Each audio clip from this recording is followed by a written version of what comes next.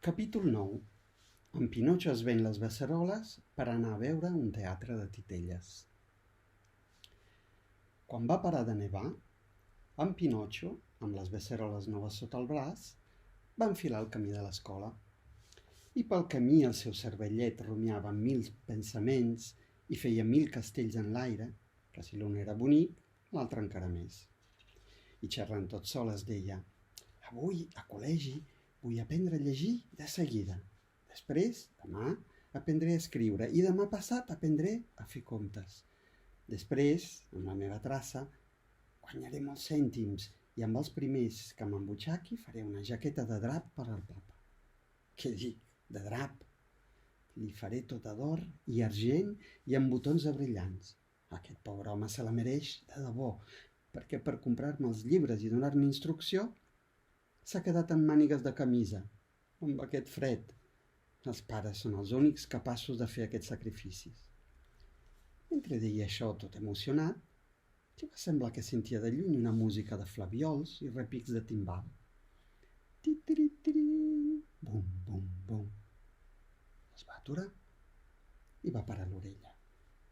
Aquells sons venien del fons d'un camí travesser molt llarg que duia un poblet construït a la vora del mar. Què deu ser aquesta música? Llàstima que hagi d'anar a l'escola, perquè si no, es va quedar perplex. En tot cas, calia prendre una decisió, o a l'escola o a sentir els flaviols. Avui aniré a sentir els flaviols i demà a l'escola.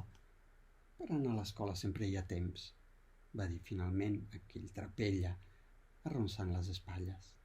Tal dit, tal fet. Va enfilar el camí travesser i va arrencar a córrer. Com més corria, més clarament sentia el so dels flaviols i els cops de timbal.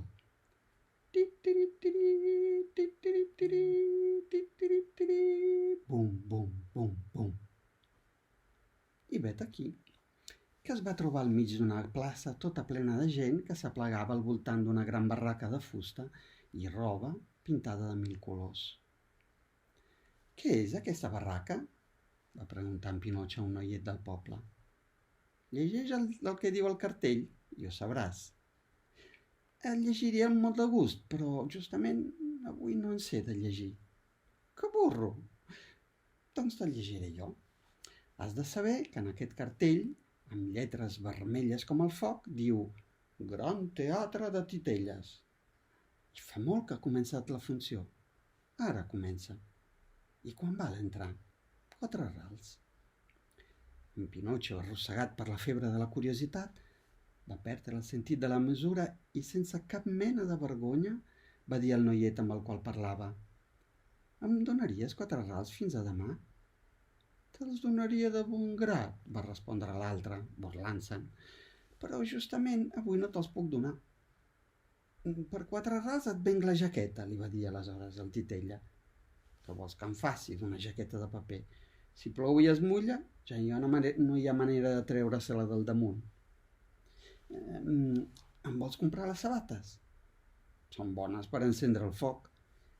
«I quan em dones pel barret?» «Això sí que seria una bona adquisició, un barret de motlle de pa. A veure si els ratolins em pujaran al cap per menjar-se'l».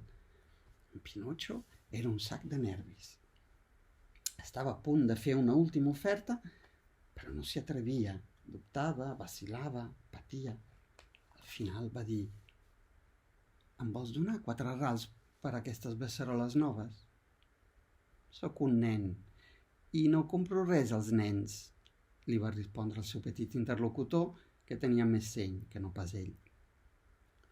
«Per 4 rals les beceroles te les compro jo», va cridar un drapaire que havia sentit la conversa.